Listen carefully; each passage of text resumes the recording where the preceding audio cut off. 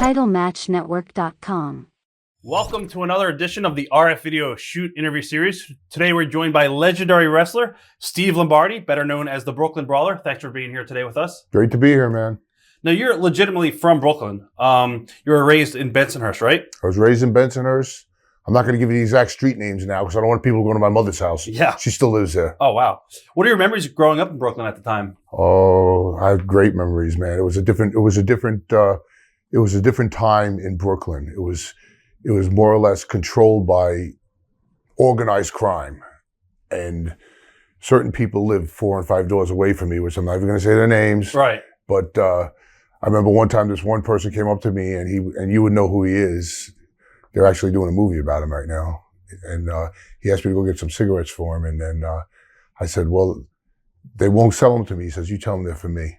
And when I said his name to the person, I was 14 years old. They gave me a whole carton. He said, you tell them it's on the house.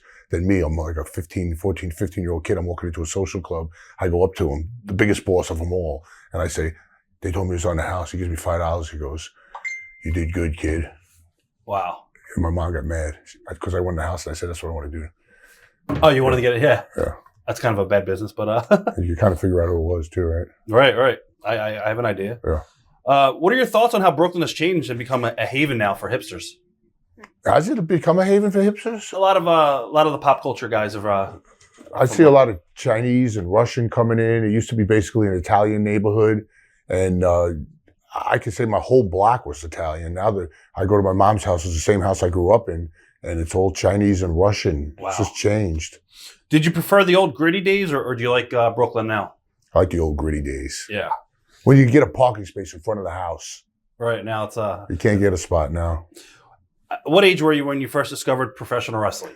Well, me and my brothers, we used to always look at wrestling magazines. I was probably like 14 or 15 years old. We used to see Bruno Sammartino, Superstar Billy Graham, the Valiant Brothers, Chief Jay Strongbow. I never thought in a million years that I would wrestle every one of those guys later at the end of their careers. That is crazy. Yeah, it's wild. Did you go to the Garden? I went to the Garden. Oh, no, my first wrestling match ever was at the Garden. Who took you? Did you go by yourself or your family? No, I was like 17, 18, and some buddy of mine gave me some wrestling tickets, and he goes, hey, I'm not going to use these tickets. You want these tickets?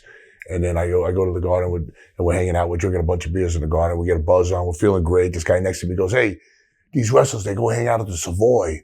He says, it's about 4 blocks from here. After the show, you want to meet these guys, you go to the Savoy and you can meet them.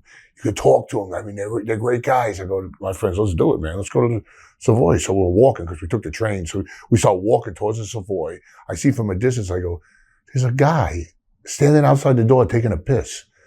As I get closer, it's King Kong Mosca.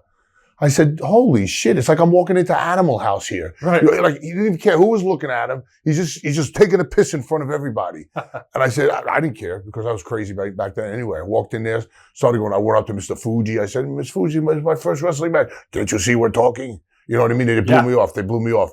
So I started going to wrestling matches every single month because the Garden was running like every month. Right. So then after a while, I go wrestling match, Savoy. Then before you know it, I got to know the guys. Then they got a first name basis with the guys. And then one day, Arnold Skolin, out of all the guys, goes, hey kid, I heard you want to be a wrestler. I don't know if Arnold Skolin took an interest in me or he was just the most drunk there. You know, but he goes, show up in Shirley, Long Island. He goes, but come early.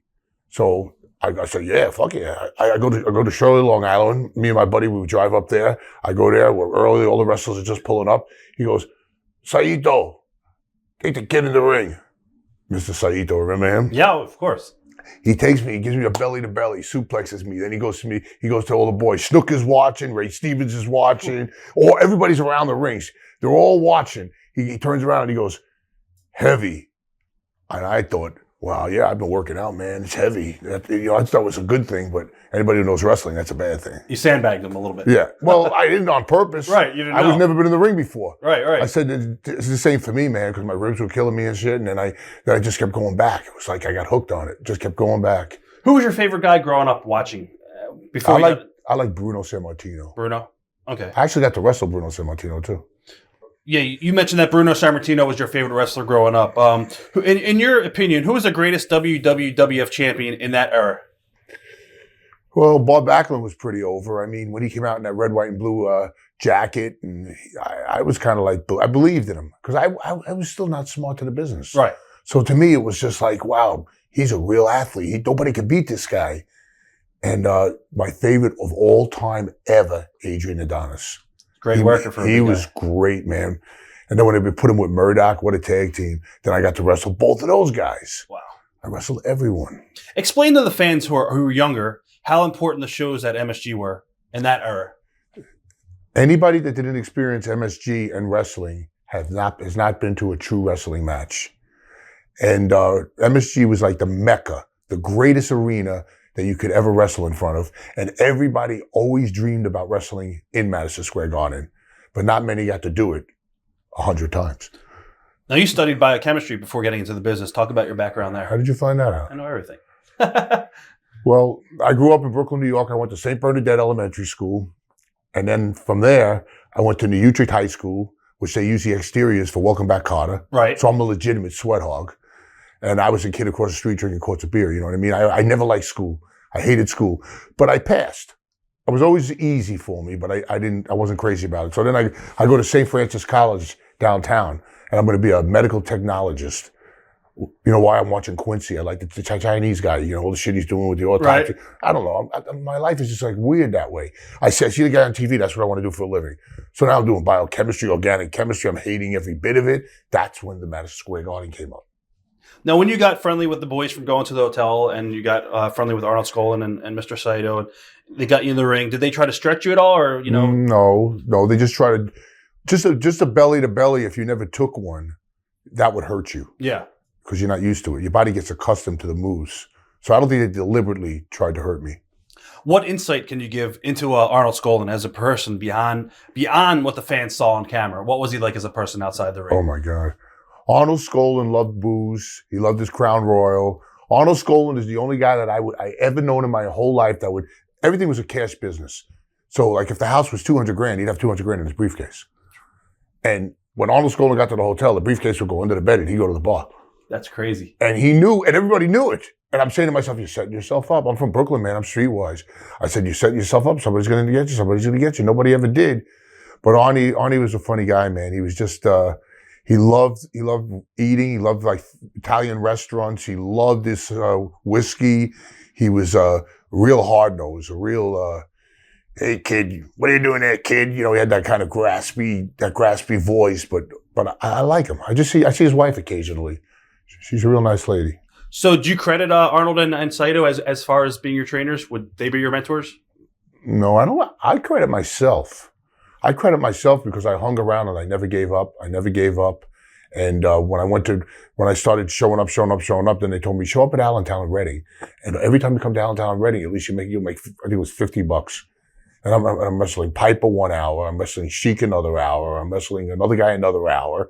And then Hogan comes in. So this is before 83, 84, right? Oh, right around. Yeah, somewhere around there. So how long were you training before you actually got your first ring experience, your first match on TV? Well, all I did was about 6 months of judo. Right. And then I was all muscled up. So they put me in there with 7th-degree black belts, and I was like tying them up and holding them down. And the judo teacher was looking at me. And then one day I bring a wrestling magazine, and I showed his 7th-degree black belt teacher a wrestling magazine with a guy in an abdominal stretch. Then he shook his head and he was just like, I think you better go back to the people that you know. Because he knew that wasn't a legitimate hold. Was it hard for you to get the trust of the locker room, being a fan, and then getting into the business that way? No, but I never really was a fan. When I first got in there and I started going to the Savoy, to the bar, it wasn't long after that I was in the ring with these guys. So I didn't. I never had a problem. I never had a problem with a rapport with the boys. I always got along with all the boys. Did anybody take you under the wing and try to smarten you up? Hogan took me under his wing for a couple of years. And he, I don't know if you want to call it smartening up, you know, living his lifestyle. Like when he came in the dressing room, when he first came in the first day, I saw marking out for him because he came off for Rocky 3, and I'm saying, hey man, Reddy, you're unbelievable, you're larger than life, you're this, you're that. He goes, bro, stop marking out on me. And he goes to Vince McMahon and says, I want Lombardi with me everywhere. Now, I'm the young kid in the dressing room. Now I'm in Lear jets, limousines. We're doing the Love Boat. We're like movie stars. Any jealousy from the rest of the locker room? Because He told me, he goes, brother, when I do this for you, brother, you're going to be with me, everybody's going to hate you. He goes, all the top guys are in the back of the plane, you're in first class with me. Yeah, well, it wasn't good.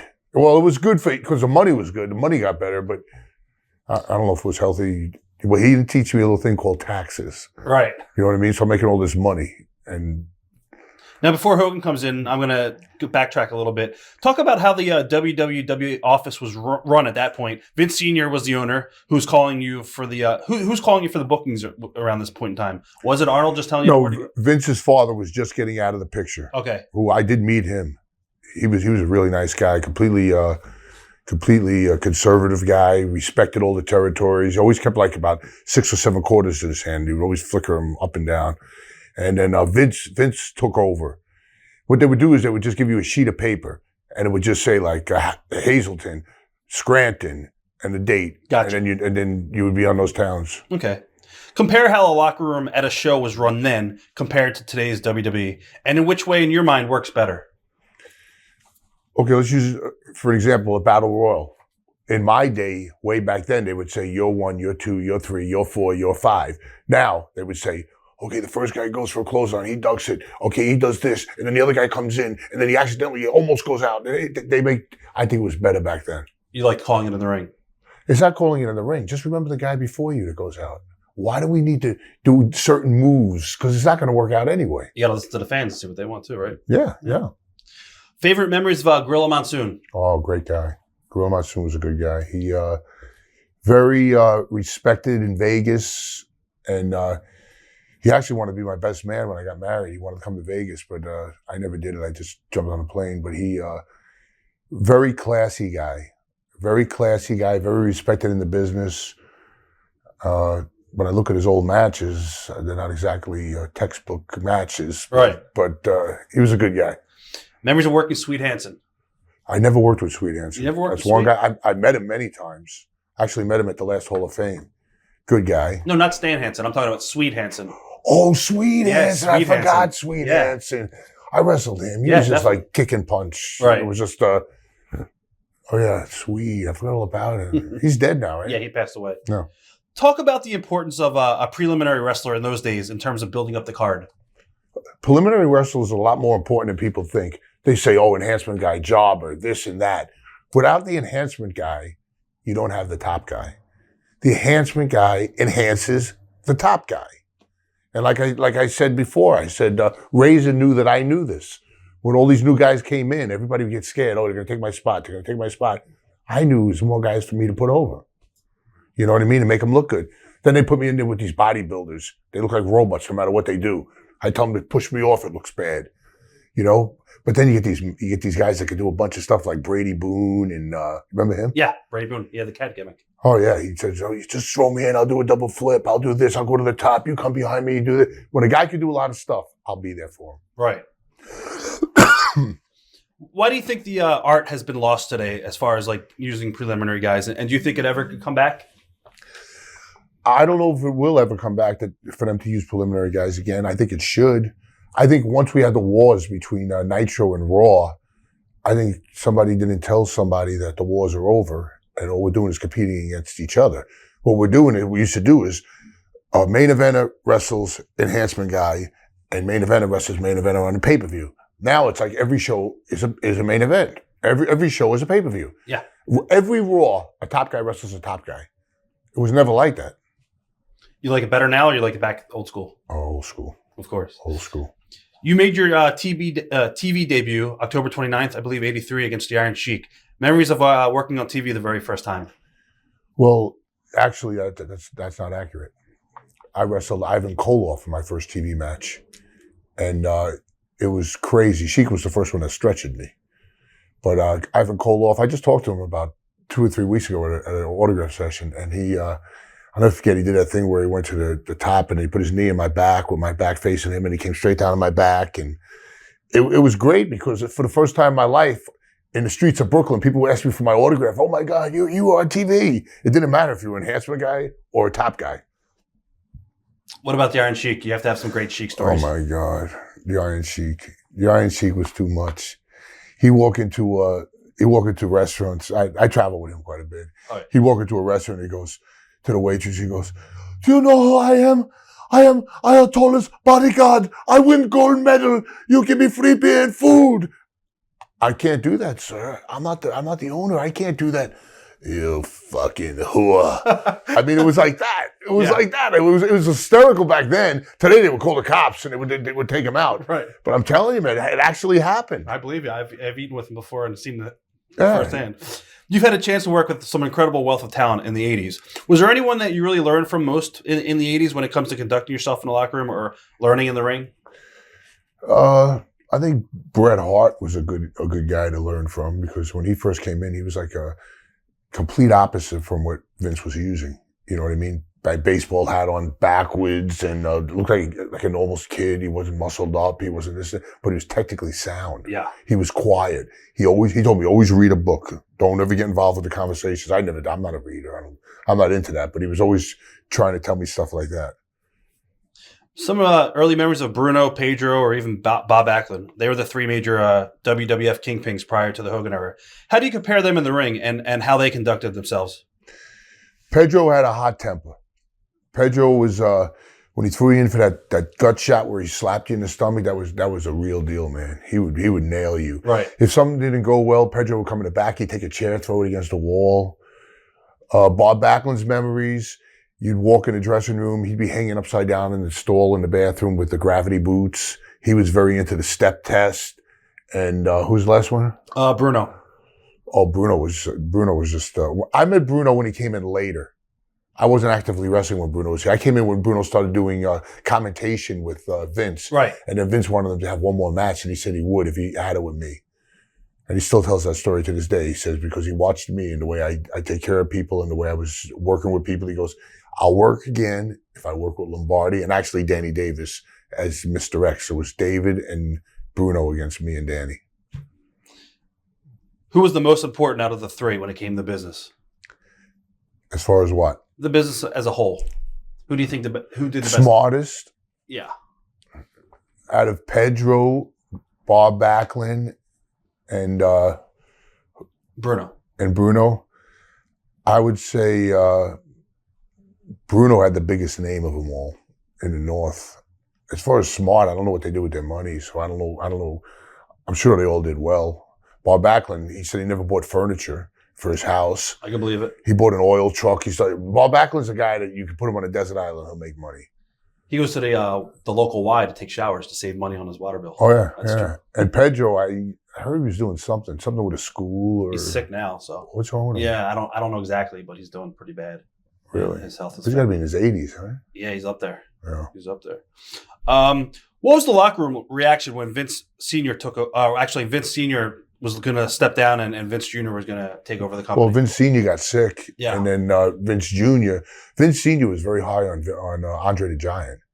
He would have never liked the Hogan thing, you know what I mean? But Vince was high on Hogan. He seen the future. I mean, Andre was a novelty, but not to be a regular every single day. Yeah, coming into the territory, then leave and yeah. Andre loved me. He actually had me drive him around and all that stuff. And you can tell some Andre stories. Well, an Andre story once was I called my mom. I used to pick up Andre on 47th Street. We used to stay at the Ramada, and I used to drive him up to Poughkeepsie. And Andre do whatever I asked him to do. I said, "Andre, can we go to this restaurant? We go here, we go there." I said, "Andre, you'll be doing me one favor. Come and meet my mother." So I called my mother up. I go, I got this young kid, this new wrestler. He just started. I want to bring him by. I want to bring him by the house. She goes, "Oh, okay, that's nice." And I bring Andre to my mom's house. And he was like so happy. He was hugging her. Right. And, Compare, I guess, Vince and Vince Sr. On the immediate changes you and the other guys noticed right away. How would you compare them? I would say Vince Sr. had cared about the territories, cared about the little territories, which I think is a good thing because they develop talent. And Vince Jr., he just went in everybody's backyard. You know what I mean? Just open up everyone, put everybody out of business. But then he opens a performance center and he's trying to do what the territories were doing. And I think the territories were doing it better. Because you can't take a football player, put him in a top scale environment like the performance center and turn him into one of us. It doesn't work that way. They need to work every The territories bring the people that really love it. Yeah. And it's a dead thing. Nobody really has a passion for the business anymore. They're in it just for the money. No, it's true. What are your memories of how everyone reacted to WWF going national and starting to pretty much run other markets, the base out of, I think when I seen Saturday Night Main Event for the first time, I think it was in St. Louis, and then that was the first national thing, and I think everybody was pretty excited because it was just a Northeast territory. We would just go like from Rochester, Buffalo, all the way to Maryland. It was really close. Nobody ever flew. My first plane ticket was to Pittsburgh, and I thought I was going around the world. Do you remember your debut at MSG, by the way? Yes. Was it Mad Dog? Mad Dog Vachon. What are your memories of that match? And how important was that to you personally? My memories of Mad Dog Vachon in my first match in Madison Square Garden was getting hit in the head with a metal chair about 5 times, and him doing that thing where you pull your cheek like that, but you're really ripping my mouth. I mean, he was just rough. He was just he was everything that you should not do in wrestling as far as... He didn't take care of you? It's not that he didn't take care of me. I don't think he took care of anyone. I think he just was a tough son of a gun. Right. Now, you lost that match, but I think a month later you beat him at the Nassau Coliseum. Is that true? No, that's not true. Okay. Somebody had said that. I didn't know how true that was. Memories of Sergeant Slaughter. Sergeant Slaughter, great guy. First guy I ever did a sunset flip on. Always a great worker. I used to admire that thing he did where he throw him to the corner and then he hits his head on the post. He goes over the turnbuckle, hits his head on the post. And I actually copied it for a while and did it for a while. Slaughter was still a good guy. I still see him occasionally. Big John Studd. Memories of Big John? Big John, I was in matches with him where they put three in the ring and he squashed all 3 of us. He threw us in the corner and then smashed us. John Studd was not a personable guy. He wasn't a guy that you would sit down and shoot the shit with. Dr. D, David Schultz. Ooh. Dr. D, David Schultz was I just seen him about a month ago too. He was one tough son of a gun. He was legitimately a bounty hunter. He was rough in the ring. Paul Orndorff. Loved working with Paul. Paul was like textbook perfect in the ring. Everything he did, but he didn't hurt you. Even that pile drive where he jumped up and he came down on you, never hurt you. Iron Mike Sharp. Oh, he was a gimmick. One time I was in the Philadelphia Spectrum and I had Mike Sharp and you know how he was. Wait a minute. I'm not ready. Isn't that? We go to lock up, we headbutt. He gets juice. Please. I get nothing. So we just go into lock up. We hit heads. It looked like he was like I killed him. Right. And he just went, oh, wait a minute. I can't believe this happened. I was in the dressing room for hours and hours. And he was always the guy that would be in the shower for 2 hours. He'd put deodorant on, he'd wipe it off. He'd put deodorant on, he'd wipe it off. And then there was even a story one time. Everyone tells the same story about Mike being in the shower and everyone's yeah, but they tell the story where he's the last to leave and they let the dogs loose in the building, the security dogs. No. Yeah, that's one of the stories. Oh. What about Rocky Johnson? Rocky Johnson's okay. I don't know how the hell he produced Rock. Right. But two different animals. Yeah, 2 different animals. Now, I believe it was the very first Championship Wrestling TV taping in Poughkeepsie. WWF does an angle where you lose to Kamala, but afterward, Hogan comes out and shows you respect. This never really went anywhere beyond that moment. Why did that happen? And why did it? I kind of remember that, but I don't remember it too well. I remember standing in the ring with Hogan, and Kamala was mistreating me. Is that what was happening? Something like that, yeah. I don't know. You can't ask why in wrestling because everything changes like the wind. I think you were working as yourself against Kamala. And then Hogan saved me or something. Yeah. I remember it, but I don't remember the details. Yeah, It was a long time ago. Thoughts on Hulk as a person and a performer? Obviously, we're close to him. Great person, Hogan. I don't have a bad word to say about Hogan. Always a great person. Always proud to be with him. Love to walk into places with him. And I stood at his house. His wife made us meals, sent us with coolers out of the house, and he's a unique individual, man. He was a great guy. I just love Hogan. Everything about him. He was like a cartoon character. He was like larger than life. He was on the front cover of the Sports Illustrated, the most recognizable sports entertainer in the world.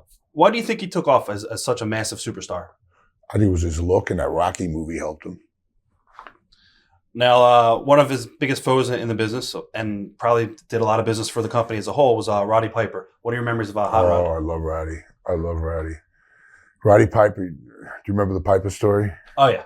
Oh, my God. I'm in Texas with Roddy Piper. We're driving down the road. He goes, He goes, let's stop at that bar right there. He goes, I want to get a drink. There's about 100 Harley Davidsons parked right in the front.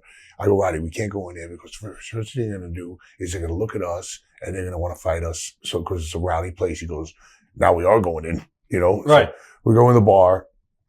Everybody turns. Music stops. I always reference that scene in Animal House when they walk in the bar and everything stops. Right. It was kind of like that. Roddy walks up to the bar. He orders 2 shots of Jack Daniels. And this big guy, 300-pound biker with leather cap, the whole deal. He looked like the big boss. Goes up to Roddy's drink, picks it up, puts it in his mouth. He goggles and he spits it back, puts it back on the bar, looks at Roddy right in the face. Roddy picks up the glass and goes, glad to know you. And then when he did that, everybody laughed. Drinks were flying. He disengaged the entire problem. It wasn't even a problem. Roddy couldn't care less. He would have loved to have a fight. Did you ever have any? Did you ever witness any heat between him and Hogan for the top spot? No, because nobody could touch Roddy on the mic. Yeah, best talker in the business. Yeah. As the company starts to expand nationally, are you offered a contract at this point? No contracts then. Okay, they're doing about 2 to 3 shows a night and an insane schedule. At what point did you know that you had a full-time gig with the company? You never do know. You never do know if you have a full-time gig. You could work 4 weeks in a row and then not get bookings for 2 weeks, and then if you get hurt, forget it. Walk us through how rough the schedule was from a touring standpoint. Oh my God, we were working like 17 days in a row, and then 3 days off, then 4 days in a row, then 3 days off, then 17 in a row, and then 3 days off. It was rough. What was the worst schedule that you could remember undertaking? Oh my God, I'm doing like a 17-dayer and then jumping on a plane and going to Australia or New Zealand and being out there for like a week and a half. Did you ever crack? No, I never was a cracker. I was always the guy to do everything he was supposed to do. And going back to Hogan, did you consider him one of the boys, or was he different? Did he have his No, he did not have his own locker room. He might have had his own locker room, but he very rarely. He was one of the boys. He always wanted to be one of the boys. He never wanted to be the prima donna type wrestler. Was he approachable to other talent? Definitely. Okay. Memories of George Scott during his time of booking. George Scott, when he came in, George Scott died too, didn't he? No, I think, yeah, I think he did. I remember when George Scott first came in, he loved Ric Flair. He wasn't high on Hogan. He wanted to get rid of Hogan to bring Flair in. It wasn't going to work. Right. I mean, I love Flair to death. Flair's great. I even told Flair that. I says, when George Scott came in, he wanted to bring you in. He goes, I know. But it wouldn't have been the same impact. I don't think it would have been. How did the NBC deal change how WWF did business? Obviously, they got hooked up with NBC. They did Saturday Night's Main Events. And yeah, what's that guy's name? I know exactly who. It's on the edge of my tongue. Yeah, he was in a plane crash. And, yeah.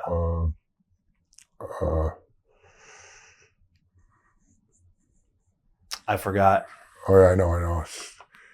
I think the whole NBC thing was great because they would get like one shot a year or something like that in Saturday Night Live spot. Yes. And who doesn't want to be in business with NBC? How does Vince change as the company became bigger and had more success? It's like there was lightning in his veins. It's like he became like, I want this. I remember the first day he says, we got to go live. There's nothing like live. So all the guys from Memphis, they were like, so what? All of us were like, no. You know, because we know if we screw something up, you know what I mean? It stays. But the guys in Memphis always worked live. Was Vince approachable to you at all, or did you not really have any dealings with him early on? Early on, yeah. I didn't have much dealings with him. Okay. Memories working with Terry Garvin and Pat Patterson? They were always there, always respected by Vince. Nothing to... What made Pat Patterson so talented at finishes?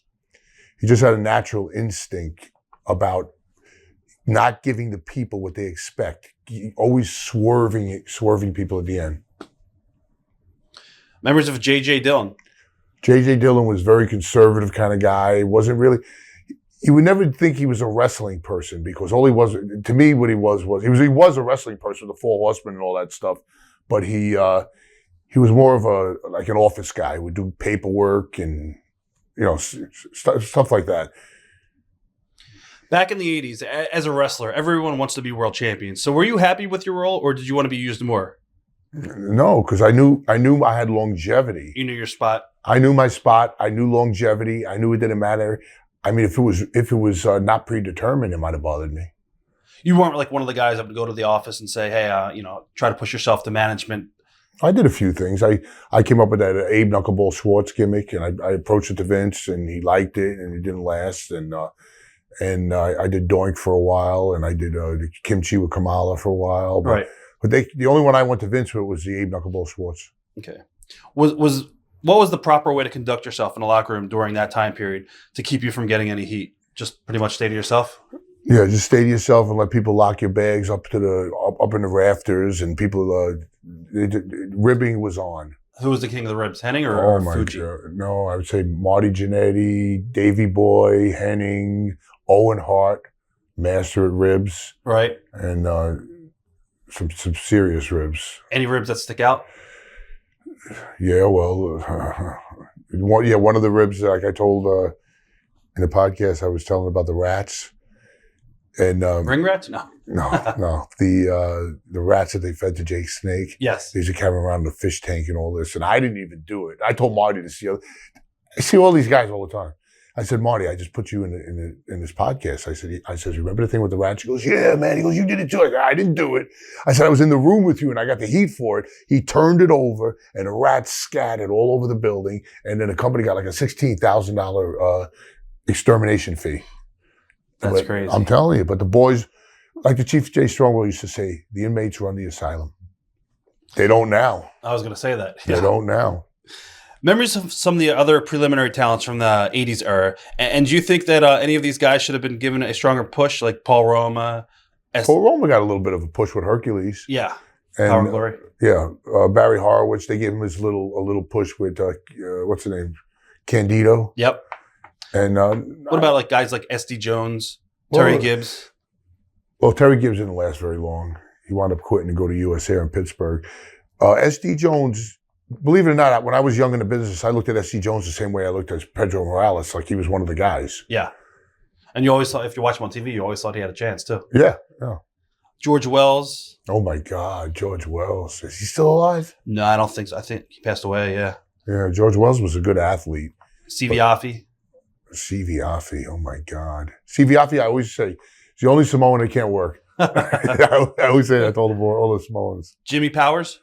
Jim Powers, I used to wrestle him a lot. I used to like working with Paul better than Powers. See, I don't want to, not to get all here this shit. You know what I mean? I don't want to. I hear you. Lenny Poffo. A good guy. I still see him. I just seen him about 3 or 4 weeks ago. Now, a lot of people talk about you being used as a measuring stick. You know, Vince would put guys in the ring with you to see if they could go. When a guy would come into the territory for the first time, they would say, put him with Steve Lombardi. What are your memories of working with Ultimate Warrior in his WWF debut? Ultimate Warrior, I love Jim. Ultimate Warrior was green as grass. I mean, he would run to the ring full speed. He'd be blown up when he got in the ring. Right. But he had muscles coming out of his muscles. He would shake the ropes. If you knew how to do it, and I figured out how to do it, you could get the guy over. He comes in the ring, let him get his breath, stay away from him. So as soon as he gets his win, do a push off with him, start pounding him on the back, let him do his shake of the rope thing, you know what I mean? And then he used to pick me up, and then he used to drop me and then do a splash on my back. And I wrestled him like 47 times in a row. And when he came to the Hall of Fame, he started crying when he seen me. I walked into his dressing room. I said, Jim, he goes, I was just thinking about you. He goes, oh my God, you're the only one who didn't knock me in a DVD. He goes, and all the abuse I gave you, he goes, you never said nothing. He says, you took every bit of it. He goes, you were great. And he goes, and I'm going to tell that one thing that you did. One thing that you did, I'm going to bring it up. So you better be prepared to stand up at the Hall of Fame. And the thing was, they told me they're going to tell Jim to do a job for me to test his attitude. And I told Jim, shut your mouth. Just do it, because you're testing your attitude. Did he do it? He did it. And I brought that up with his wife, and I talked to his wife about it. And I told her that would be our secret forever. But then I put it out on the podcast, and I put it out on this now. But I don't care. Because like I said to Jericho, did I do the right thing or did I do the wrong thing? And Jericho says, you obviously did the right thing. He became a big star. Yeah. He goes, if he didn't want to do it for you, then maybe they wouldn't have pushed him. And you helped him. Yeah. I don't know if I helped him or hurt him. But he would have got there anyway. I don't know. Nobody knows. Yeah. Nobody knows. But I told him, you can't say this on the stage at the Hall of Fame because I'm presently working for the company, and the company's going to say, oh, we can't let Lombardi do anything because he's going to tell the person, Right. That's the way I was looking at it. What do you think about his untimely passing like a couple days later? My God. I got a picture of me and him the day before he died. It's horrible. It was horrible. Do you think it was the excitement and all the stress from that weekend that led to that? Possibly. I mean, he was holding all this in, bottled in for years and years and years, and he finally comes, and I don't know if he truly forgave everyone. You know what I mean? Even though I don't know if there was any merit to his forgiveness. I don't think they did anything to him. Right. I don't know all the what actually happened between him and Vince and all that stuff, but I know he made a lot of money, and it was freaky because the Raw before he died, it was after WrestleMania. Yeah. Did you hear that speech? Oh, yeah. It was crazy. When my heart stops beating, my legacy will live on forever. It was like he knew. Yeah. It's almost like 2 days he predicted his death. I wonder if he knew that he was sick and just didn't tell his family. I don't know. Yeah. But I tell you one thing, when he hugged me, he was all skin and bones. You actually got to work a little bit of a series with Paul Roma. Were you surprised that I guess they never really, he cracked the top tire? Paul Roma? Yeah. Paul Roma was always a great wrestler. I mean, he was a great mechanic. He could do things other people couldn't do, but he always had this. I don't know. He was just more like Jim Powers was more humble than Roma. Roma was more like, I'm it. Talk about going to Australia for the very first time. Oh, that was cool. I did Melbourne, Perth, Brisbane, and Sydney in 4 days. And the funny part about that is, like 26 years later, Hugh Jackman comes to the show. I was going to ask you about that. Yep. Yeah, Hugh Jackman comes up to the show and he's going to guest host for that movie with the robots. I forget what it was. Robot. Remember that one? Yes. So he comes up to me. He goes, "You're the only guy that I recognize in this building. I don't even know who Cena is." He said he called Cena Senna. He goes, "Do you mind if I take a picture with you and tweet it out?" Wow. I says, "Man, I'm supposed to be asking you this." Right. So he takes a picture of me and he tweets it out. And then he does an interview with the company. And he goes, in 1984, he goes, in Sydney, Australia, and he named the name of the building. He goes, I went to the wrestling matches with my dad. I wasn't even an actor. And I watched the Brooklyn Brawler wrestle. And I remember him from then. And I remember him today now. The only difference is that he had a beard then. He don't have a beard now. And ever since, then he came back again. And he took a picture with me again. And for some reason, he just respected that. Who came up with the idea of you working with Kimchi? The office just called. They just need somebody to yeah, put on the they road. just needed a body and a driver. What was Kamala like outside the ring? Complain. Always. I don't know. I usually just say, James, your sugar. Keep an eye on your sugar. And he used to go, it don't went away. It just went away. My diabetes just went away. I was always on him for that. And then he got real bitter later on. And then his author just called me up. What the hell is his name? The one who wrote his book, Casanova or something like that. I'm not sure. Whatever it is. He calls me up and goes, James just wants you to know that everything he ever said about you was all a rib. It was all a joke. And he did it all in good faith. And he says, you mind if I write your book? I said, no, you can't write my book. I'm not going to have you write my book. Right. I said, if anything, I don't want you on a show with me. And he goes, no, I'm telling you, don't hold it against me. I said, Kamala said in his book that I took care of all his money. I made more money than him, and I paid him. I mean, that's a right. That makes no sense. No. I was actually going to ask you about payoffs because I did an interview with Kamala, and he was talking about he found out somehow he went into the office and got to see receipts of the payoffs when he was working with Hogan, and how he was really upset with Hogan making more money than him. Oh, please. All I remember was him showing me every single check he got.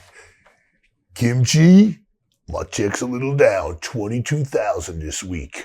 And he used to call me up. He used to go, I'm lighting a cigar with a $100 bill now. I said, James, I only made $2,200 this week. He goes, oh, come on now, Kimchi. I said, I worked twice. Right. He goes, you can't expect it. No, he made a fortune.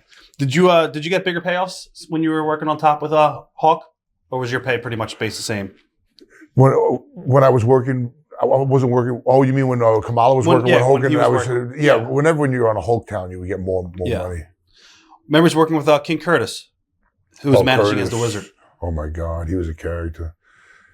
Yeah, I went to Hawaii and I ruined my whole vacation trying to hook up with him. You know what I mean? Oh man, he wore the same, like, I don't know what you call it, like a dress. Yeah. And I'll never forget. He goes to Hogan one day. He goes, "Big man, I want to take the big clothesline tonight. I want to take the big clothesline." He goes, "No, Curtis, I don't want to hurt you, man. I don't want to do this." He goes, "You throw me in, I'm going to take the big clothesline." Hogan throws him in, and right before Hogan does it, he throws himself on the ground. I mean, he just like chickens out in the middle of the move. Right. He was a character.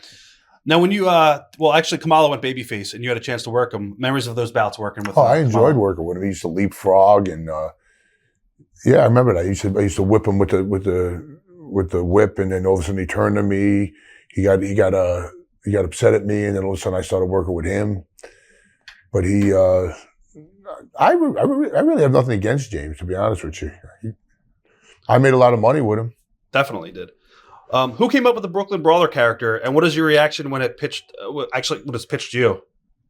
I think Bobby Heenan was influential in the Brooklyn Brawler because I think he came up with the name, and then he did what it was Bobby Heenan was managing Haku and Rude and Kurt Hennig, or whoever he was managing. He had Terry Taylor, who was the Red Rooster, and then Terry Taylor had nobody to work with, so they had to create somebody for Bobby Heenan so that Terry Taylor could keep busy, and Bobby Heenan chose me. Going into that angle, memories of the angle, and what were you told about that storyline going into it? When I became the Brooklyn Brawler, I was told that you're going to be this really tough guy from Brooklyn. I says, and you're gonna come into the set where they did Gorilla Monsoon and Bobby and Terry. They were doing like a talk show, primetime wrestling. And I remember saying, "I don't want to hit him with the stool. The stool is cushioned, and it looks like shit when you do it." I said, "Let me use this billy club." They said no. It was like a plastic billy club. I said no. They said no. Use the stool. Use the stool. And when I look at that video to this day, I say to myself, I was right. I shouldn't have used the stool. I should have used the billy club. And then I felt like I was getting like bad heat, like putting Monsoon in the hospital. But it was fun days. It was fun. Was there any promises made to you around this period of time when you're starting to get a big push and working with Terry Taylor? There's never promises. You can't. Vince will never come up to you and say, "I'm going to make you a big star." The people make you a star. What was it like working with Terry Taylor? Terry was okay if he was going over. If he was doing the job, he was a little bit sour-faced. Yeah, a little sour-faced, and then he used to always go, "Well, Chief," I would say Chief because he was the main agent back then, Chief J. Strongbow, and he would say, "Well, Chief, I'll go over, but I refuse to get over." He was just like a comedy guy. Now, do you think that Terry had a lot of heat on himself coming into the company because of his prior job with Mid-South? I don't think so. Okay. I never heard nothing about Terry when he came in. You got to work a little bit with Bobby Heenan, probably one of the best managers in the business. I love Bobby. What are your memories of Bobby? Bobby was a funny guy, man. I just talked to him about a month ago too. He, for some strange reason, he comes up to me and he goes, "Let's go outside." We were in Hershey Park Arena, and he goes to me, "You see that mud over there? Go roll around in the mud." I said, "Bobby, what are you talking about? Roll around in the mud?" He goes, "You're gonna be a dirty kid from Brooklyn who just came out of the streets to wrestle." And I'll never forget. My mother used to get upset. She used to say to me, "Why do they portray you like that? Why your clothes are ripped? You're all dirty. You're making me look like a bad mother." I'm saying, "Ma, it's a gimmick." Right. I mean, she didn't understand back then. Because back then, people really believed it was real. They really did. It's like today we call it sports entertainment. Today we say, "Oh, we worked an angle." Like, I mean, that's the way it is. What do you think what made Bobby tick as a performer? Bobby had the gift of gab. Bobby was like showbiz. You know what I mean? He was like Bob Hope. He was like, he was the king of the one-liners. And he had perfect timing with it. He worked great with Gorilla. And he never finished high school either. He was pretty much self-educated. Oh, I didn't even know that. Yeah. Oh. What advice did he offer you as a performer? Did he ever take you under the wing and, teach you different things that he learned? Yeah. Had to drink with Andre the Giant. And when I go in the bathroom, Andre the Giant, I'm drinking rum and Coke, and Andre tells the bartender to put 151 in all his drinks. You know what he taught me? When he shares a room with me and he plays that rib on me, I'm going to get up and piss on him. Right. Because that's what I did. I got up so drunk that I peed on Bobby. What did he say? 'Cause I heard the story. He was so drunk he didn't know the difference. He woke up in the morning. He goes, I think I pissed the bed. I said, Bobby, you didn't piss the bed. I got up because I remembered later on that I did it. Right. I did it twice. I did it once to Lanny Poffo in New Zealand. I got up. I was sharing a room with him, and I pissed in his bag. Those are the days when you ever get filthy drunk like that? Oh yeah, yeah, where you like stumble and you don't know where the bathroom is, and you just piss in the corner of the room. Right. If you could have a choice of being managed by any other roster of great managers over the years in WWF, who would you have wanted to work with? Who would I want as a manager? Yeah, if it wasn't Bobby. If it wasn't Bobby, Paul Heyman. Paul Heyman? I love Paul Heyman. I think he's the greatest manager. No, advocate. Don't say manager, advocate. Right. Paul's great. Do you remember Paul from back in the day, going into the locker room as a kid? Or no, you were. Paul's a few years older than me, Yeah. but Paul's got like a sixth sense about wrestling. I always said to Paul, I said, Paul, my only regret is that I didn't come to ECW. He goes, no, don't ever say that because you got longevity. I says, yeah, but if I came to you, you might have developed me in a different way. And I might have came in, might have been used better with the longevity. He goes, don't ever say that because no one's ever broken my record and no one ever will. You think anybody's going to ever be in WWE for 32 years? No way. Never happened. Never Just happened. Howard. Yeah, but it's and he doesn't different. have to take a bump. Yeah, that's what I'm saying. Right. Oh. No, you're definitely right. Now, at WrestleMania, it turned into Bobby Heenan versus Terry Taylor and not yourself. WrestleMania 3, Trump Plaza in Atlantic City. I think it was No, five. Yeah, five. Were you let down about that? Why would I be let down? You didn't care that? No, it renewed the whole angle. Okay. Because Bobby wrestled him. Bobby got beat like in 3 minutes, and I beat the shit out of Terry Taylor, left him laying, and then I ran out of the ring, and then Terry Taylor threw my hat to the audience, and then I did a promo in the back, and then Vince goes, what happened to your hat? I said, I don't know, I must have lost it. He goes, no, you're covering for Terry. I seen it on the air. I said, well, I'm not a stooge. Wow. I'm not a stooge. Huh. I think he respected that more. Yeah, definitely. Were you let down when you went back to just working prelim matches after that storyline, or was it more important for you to get a big push or to have regular work for a long period of time?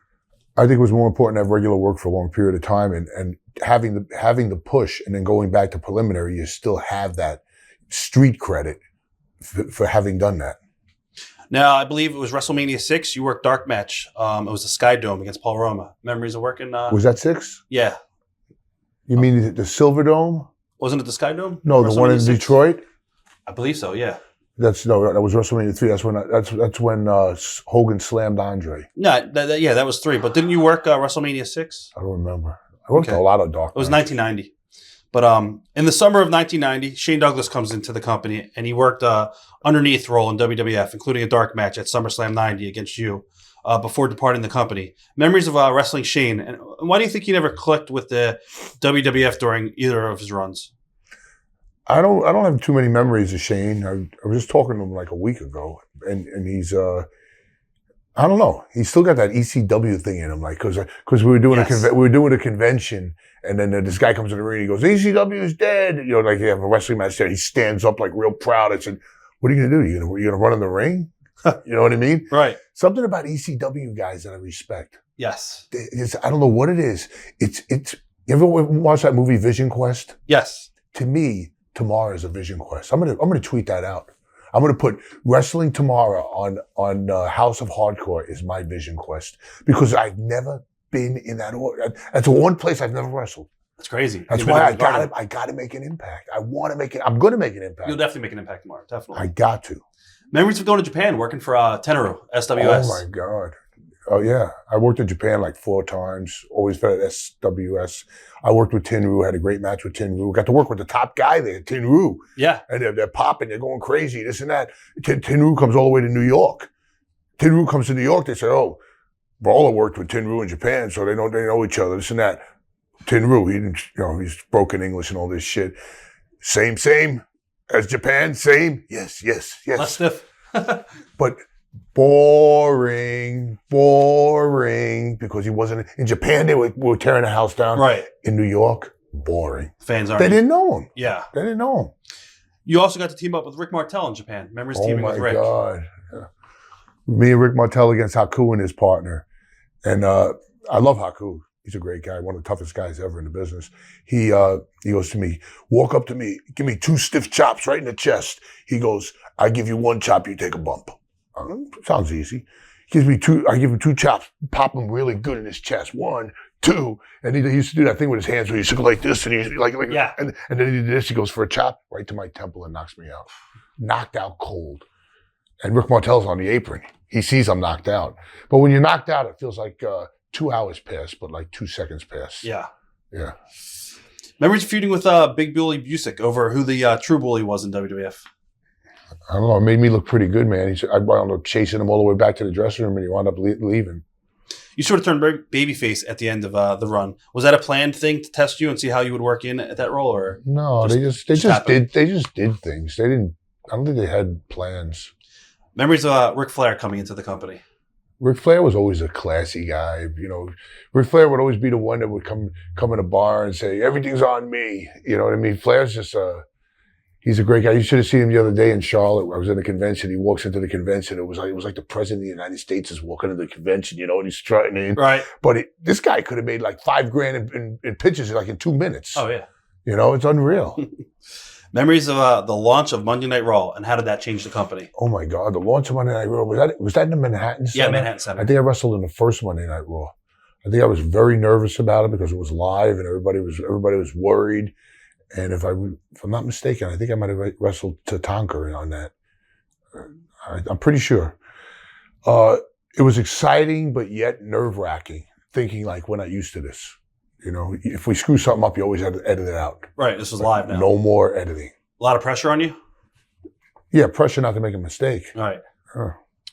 Where did the MVP character come from? Was that something, obviously you said you pitched it.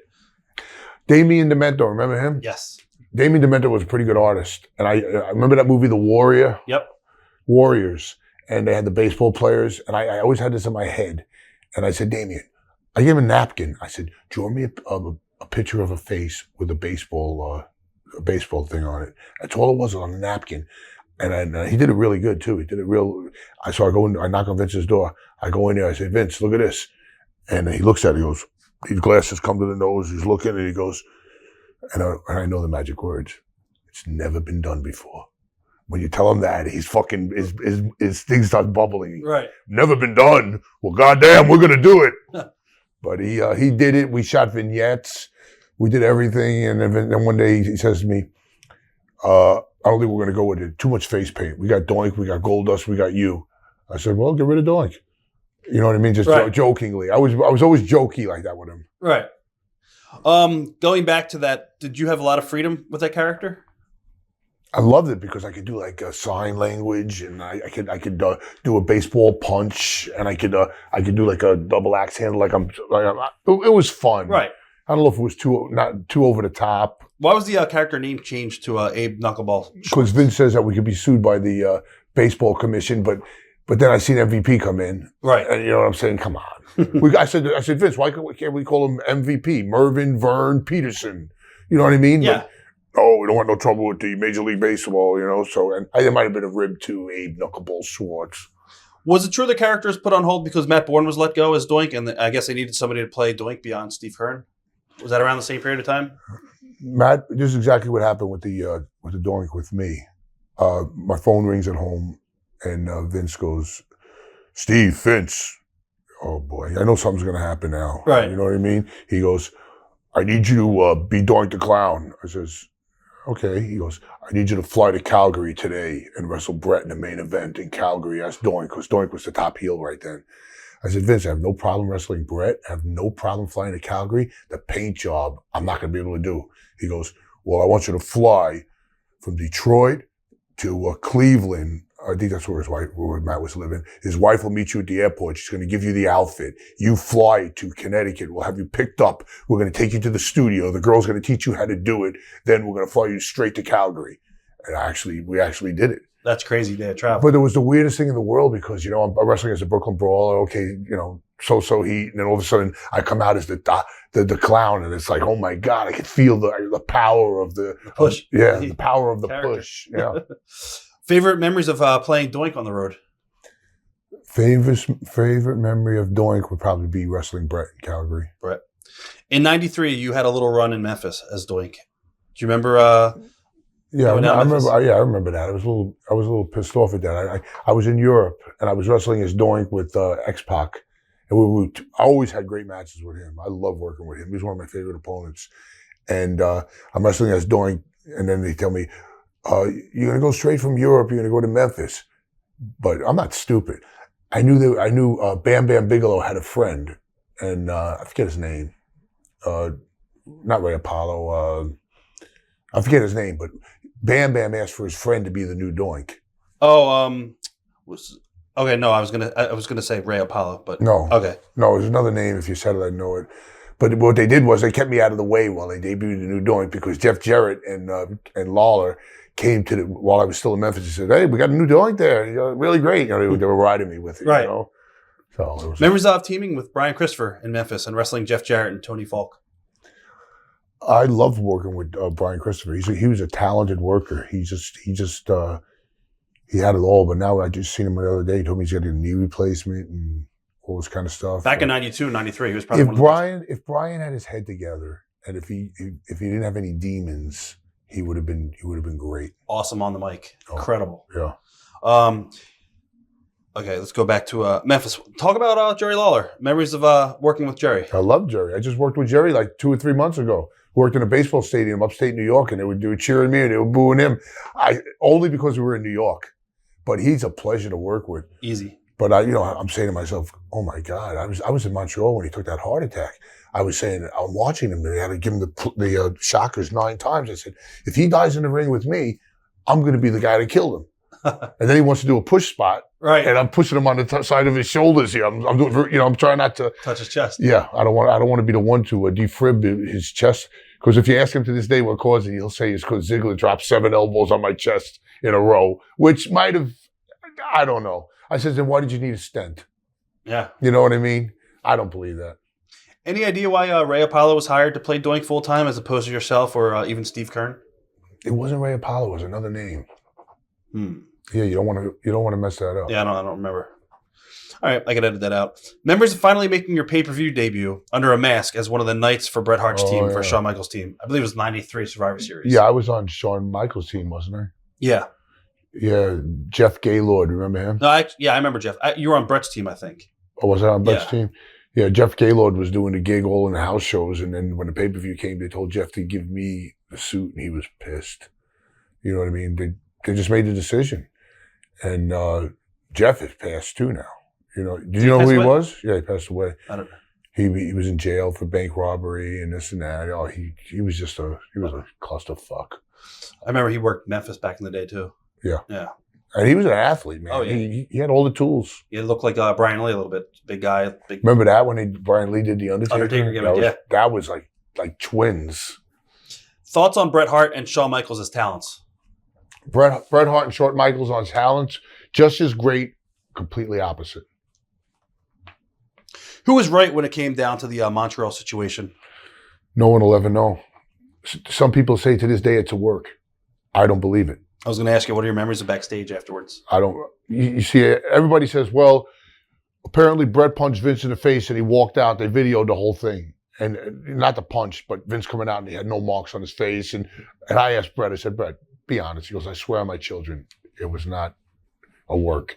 But to this day, many wrestlers still tell me, oh, it was a work because you made Vince the hottest heel in the country and he gave Bret a great spot in WCW. Was everyone shocked that Vince was hit by Bret? Everybody was shocked. Yeah. Shocked that he was hit by Bret and didn't have one mark on his face. Right. You know what I'm saying? Yeah. I believe it was true. I don't, a lot of people don't. How did WWE change behind the scenes once Bret left for WCW? I don't think they miss a beat. They don't miss a beat with anybody. Even when Hogan leaves, for some reason, nobody's bigger than the company. Getting back to your career, we start to see a pattern here with a lot of talents who debut for the company, including The Rock and Bob Holly, are given to you to have their first matches in the company. Talk about what you were looking for them in new talents and when you're given this responsibility. It's funny, like right now, I got a very good eye for spotting talent. Like when I'm in the ring with a guy, I could lock up with him and I could feel him. I could feel if he's the way he feels, his instincts. When we get pushed to a rope, how he acts. We push me to a corner, how does he react to that? I could feel that. And I would look for that. And I could always say, well, this guy will go He'll be mid-card. This guy will be mid-card. I could always tell. To this day, I could tell because now I'm running Michigan, and I'm getting all these new guys, and I'm looking at these guys, and I'm saying, I see money in this guy, but the guy who owns the company doesn't see the money in him, but I do. And I was in a battle royal with him, and when I got in a battle royal with him, I felt the chemistry. It's a very weird thing. It's like you have a sixth sense. You develop it. Some people in business 40 years, they never develop it. I have it. I feel I have it. I feel I could tell if a talent can make money or not, and if a talent has talent or not. Were you ever wrong about it? Did you ever get in the ring with somebody? You know, this guy's gonna. Well, I was wrong about it in the fact that if I told Vince that I felt someone was a ringer, he give him the push, but that they didn't work out later. I'm wrong about it that business-wise they didn't work out. Right. So I wasn't wrong about that they didn't have potential because they were never given that opportunity to go that far. Memories working with The Rock when he first came in. The Rock, Corpus Christi, Texas, 1996. He just tweeted it out not the other day, about 3 months ago. Right. And he goes, the WWE legend, and I had my first match in front of 15,000 strong. This is how it was. I had The Rock's father's first match too, Rocky Johnson. And Rock was like a little skinny kid, like playing. It wasn't on Nintendo or nothing, but he was like playing with his little toys in the dressing room. He was a skinny kid with an afro. You never would foresee him becoming what he became. So then later on, as he gets older, he's playing football. You know, he dropped off the face of the earth because nobody follows football, follows wrestling. So then I get the call. We got Dwayne Johnson coming in, and we want you to have his very first match. And then I fly into Corpus Christi. He's already there, and he's in his hotel. So I go to his hotel and I look at him. And I'm first thing in my mind was, and I say this in every interview, Jock. You know what I mean? One of those guys that great football player. He'll never make it in wrestling because he was big, he was bulky. He's not like he looks today. Right. But so then we go to the arena. It was a good crowd, like 10, 12,000 people. He says 15, but I remember I said, can you do this? Can you leapfrog? Can you do that? Can you do this? And he goes, yeah. Then I read his book and he goes, yeah, when Steve told me all these spots, he goes, I said, yeah. Then I went in the corner, I wrote them all down on a napkin. You know, he was really nervous about it. Yeah. But then we get in the ring and he's hitting everything. Double leapfrogs, hip toss me, boom, duck this, duck that. He's hitting everything really good. He got his contract that night. Wow. We went to dinner that night and he goes, I'm not happy. I said, what do you mean you're not happy? He goes, I want more. I said, you better shut your fucking mouth. I said, you got $7 to your name right now. They give you a contract. I said, now you're going to tell me you're not happy. They say, fuck you. Yeah. You know what I mean? And he goes, I talked to him about that too. He said the figure was different, but he said, they wanted me in WCW. I didn't want you in WCW. I didn't even know who you were yet. Right. But he was a trip, man. I'm telling you, at first they hated him. Rocky sucks. Because they said, listen, we're going to make him Rocky Maivia, his dad's name and his grandfather's name. And you know, he goes out right away and they reject him like they do, like with Roman Reigns sometimes now. Yes. They reject. You can't push somebody down somebody's throat. They start pushing him. Rocky sucks. Rocky sucks. He comes back. He goes, I don't know why they're doing this. It was really bothering him. And then he starts reinventing himself. And I'll never forget that they were doing a Nation of Domination. And I was working, by that time I was doing interviews. I was wrestling plus doing all the pre-tape boom, and I was booming all of them. And I would boom like Ron Simmons, then I would boom this guy, and then I would go to Rock, and Rock had that special spark in the way he talked.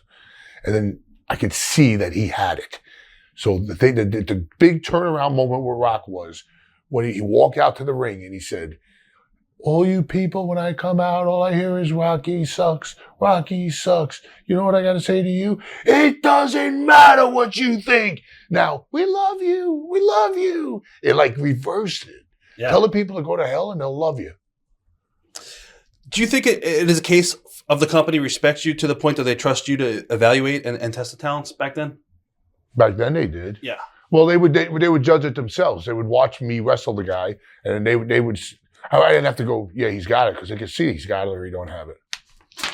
When Major League Baseball, I guess, had their shutdown in '94, Knuckleball Shorts came back, and I guess it was a way to return and mock the situation. Did you think this was going to get you a new push, or was it just a way for the company to play off the angry emotions of baseball fans? No, actually, I came up with the gimmick before the strike even happened, and then Vince was like had it like in his mind and all this, and then when the strike came out, he goes, "How good is this? The strike!" Yeah. So then it definitely accelerated it.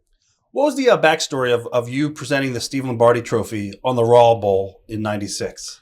Oh, yeah, because when we said that we're going to present the Lombardi Trophy, the NFL thought they had a hell of a lawsuit against Vince.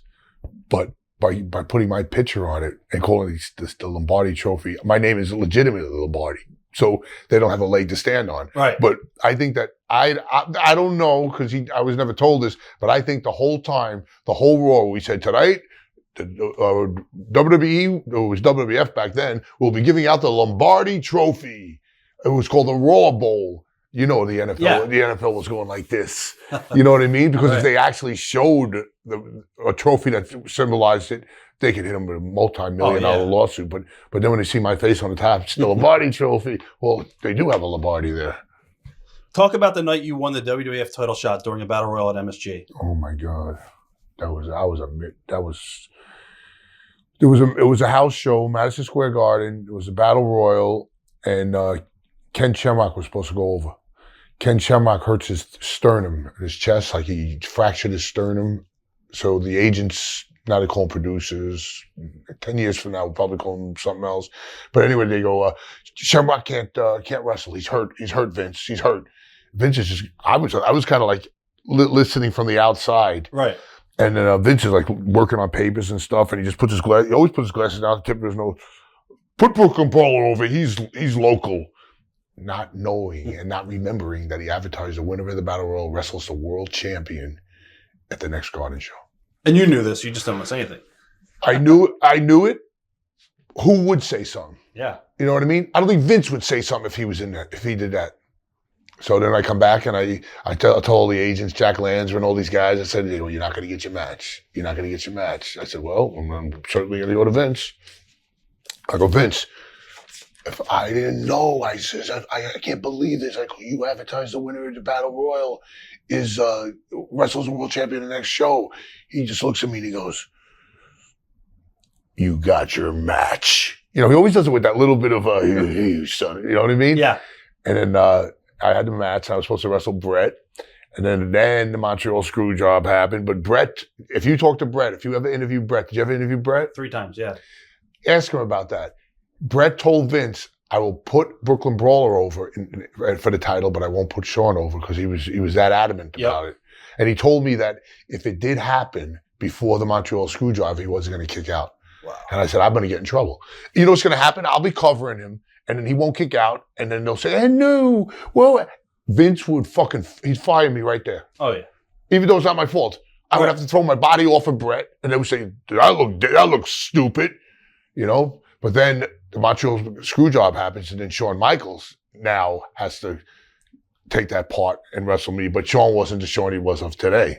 He was the guy who was like the rebel. Yeah. What was Shawn's attitude about working you at MSG? When they went up to Shawn, a couple of the producers, and they said, well, apparently Lombardi won a Battle Royal in MSG, and then the winner of the Battle Royal wrestles the world champion. Shawn, how do you feel about this?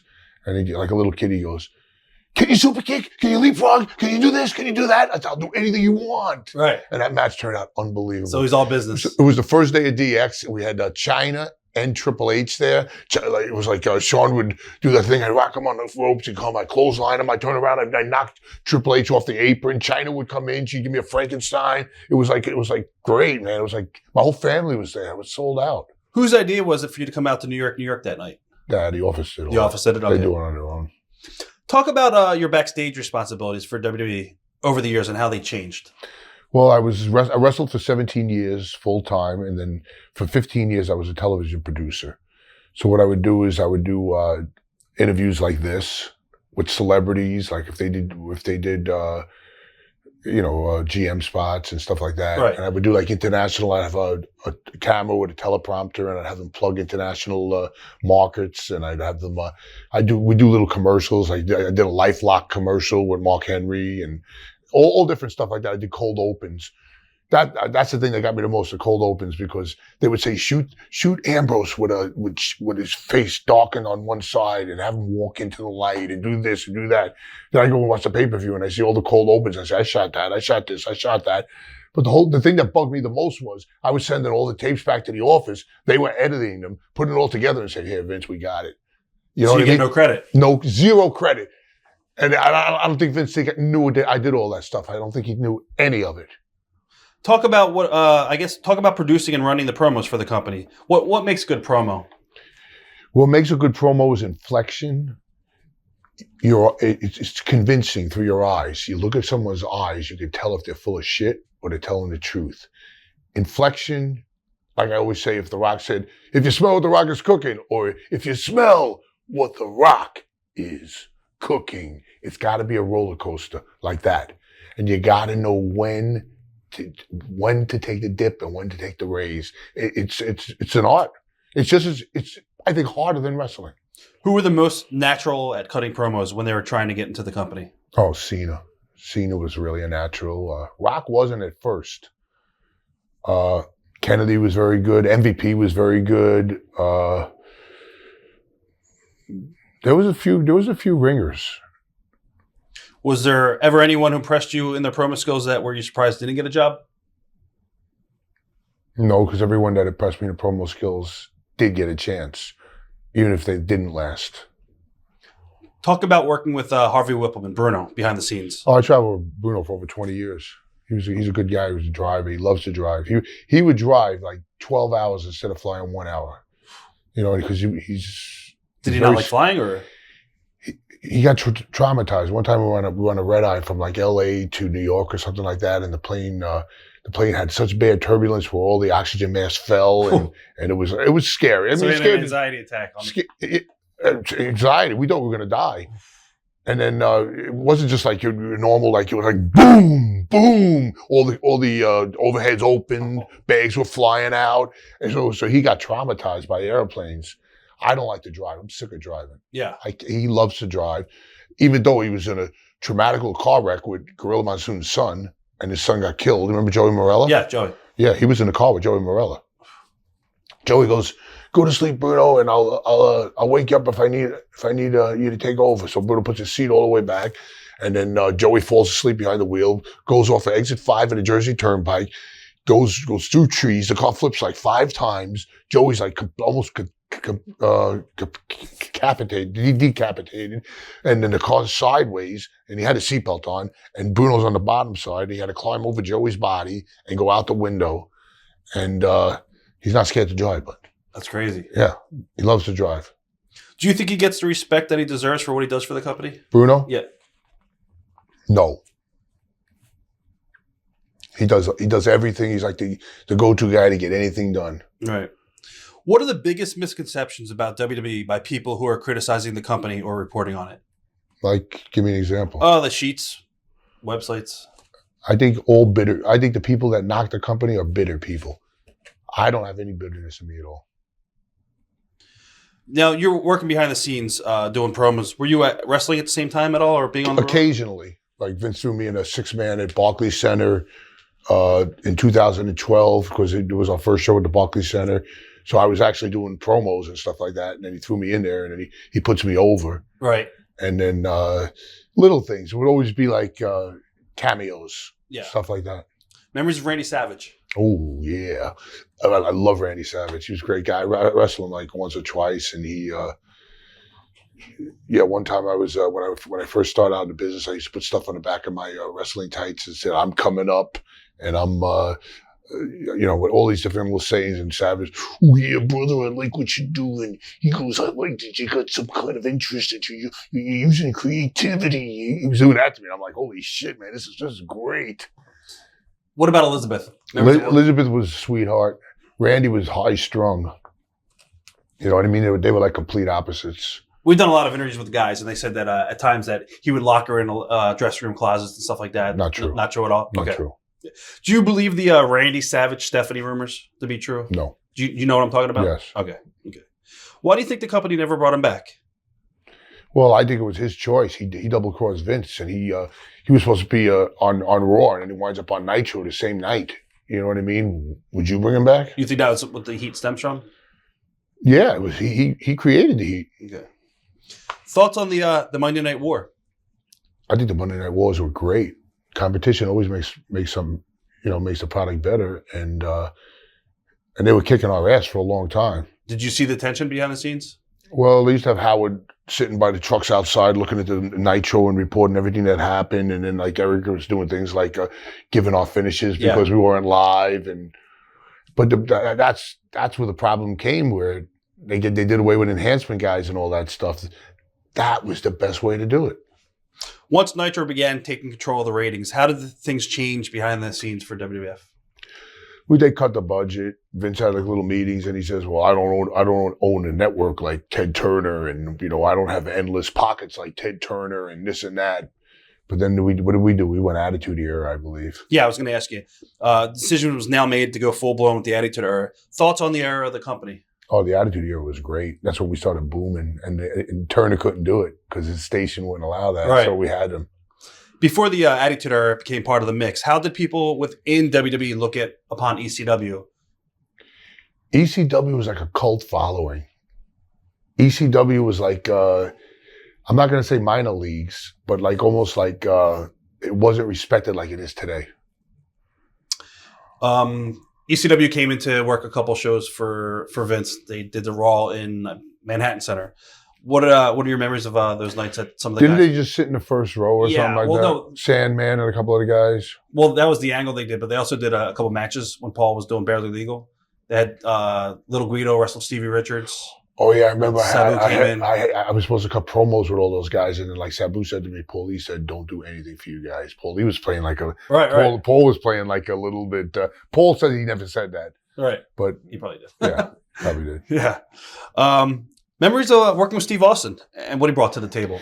The only things I did with Steve Austin was cameos in the back. I didn't actually have a match with him. Steve Austin was huge. I loved the idea that Goldberg was in WCW and Steve Austin was in our company. Yeah. And Steve Austin could work circles around Goldberg. What was he like outside the ring?